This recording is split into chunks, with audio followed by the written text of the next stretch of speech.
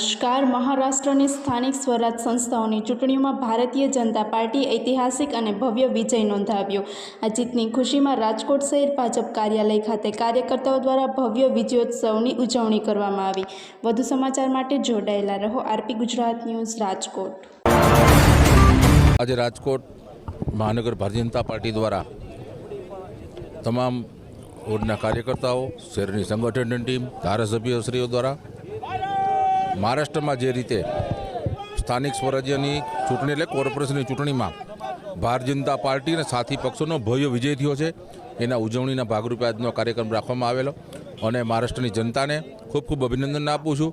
અને જે ચૂંટાયેલા જેઓ કોર્પોરેશનમાં જેણે વિકાસની રાજનીતિને વરી અને જે ભારતીય જનતા પાર્ટીના કર્મઠ કાર્યકર્તાઓ જે જીતા છે એ બધાને પણ ખૂબ ખૂબ શુભકામના.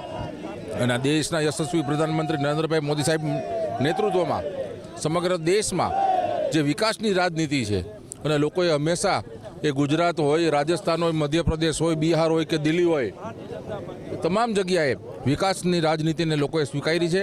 અને ભારતીય જનતા પાર્ટી સાંસ્કૃતિક રાષ્ટ્રવાદની સાથે જે કાંઈ આપણો વિકાસ થઈ રહ્યો છે એ આ દેશ જે 2047માં વિકસિત ભારત બને એના માટે પ્રયત્ન કરી રહ્યા છે મોદી સાહેબ. ત્યારે ખૂબ ખૂબ બધાને શુભકામના પાઠવું.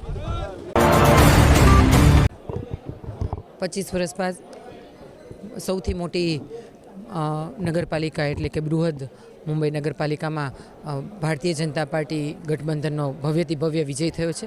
ફરી એકવાર વિકાસનો વિજય થયો છે. ફરી એકવાર દરેક લોકોએ નકારાત્મક રાજનીતિને જાકારો આપ્યો છે અને આપણા વડાપ્રધાન શ્રી નરેન્દ્રભાઈ મોદી સાહેબને જે વિકાસની રાજનીતિ છે એને અપનાવી છે.